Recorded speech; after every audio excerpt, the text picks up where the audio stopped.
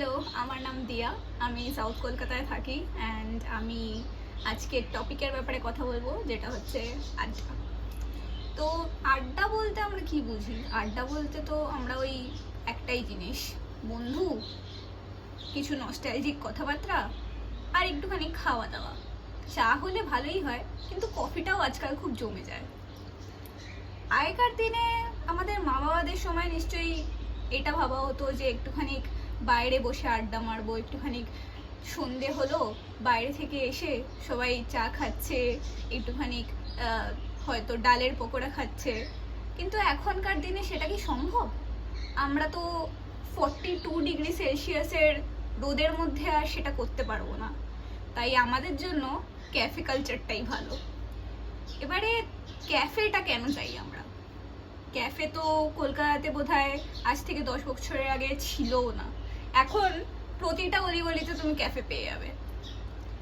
তো ক্যাফেটা আমি নিজের থেকে পছন্দ করি, তার কারণ হচ্ছে গিয়ে, এক তো ওখানে এসি আছে, মানে আমাকে ঘামতে হবে না বসে বসে সেখানে।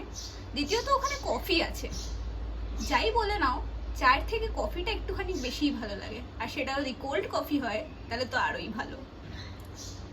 এবার আমি পার্সোনালি আমার বন্ধু বান্ধবের সঙ্গে ক্যাফে ট্যাফেতে যেতে পছন্দ করি খুব বেশি, কারণ কি ওখানে ভালো ভালো ছবি তোলা যায়। কিন্তু সেই ব্যাপারে আড্ডাটা কি কম হয়ে যায়? এমন তো কোনো ব্যাপার নেই, আড্ডা তো সেমই আছে।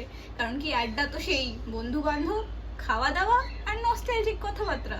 এবার নস্টালজিক কথাবার্তা তুমি একটা চায়ের টাপড়িতে বসেই বলো বা একটা সুন্দর ক্যাফেতে বসেই বলো, দুটো তো সেমই হলো। তাই এই গরমের মধ্যে নিজেকে না পুড়িয়ে আমি একটা ক্যাফেতে বসেই পছন্দ করব। এখানে সাউথ কলকাতাতে আজকাল এত বেশি ক্যাফে খুলে গেছে। আমার ফেভারিট ক্যাফে বলতে গেলে সেই রোস্টারি, কারণ কি ওটাতে একটা আতেল ভাব আছে। ওখানে একটুখানি সাজিয়ে গুছিয়ে